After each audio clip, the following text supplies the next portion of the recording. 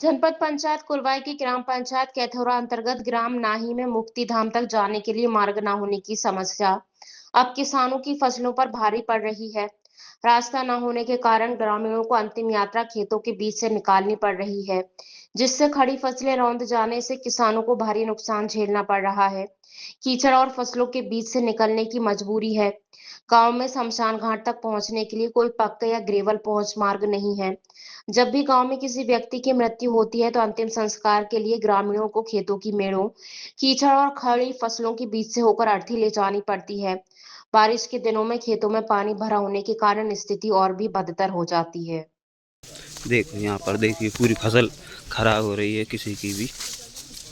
और जे मरघटा है यहाँ पर। अब देखना आप पूरी फसल खराब हो रही है। देखिए अब यहाँ पर गांव वाले आ रहे हैं यहाँ पर।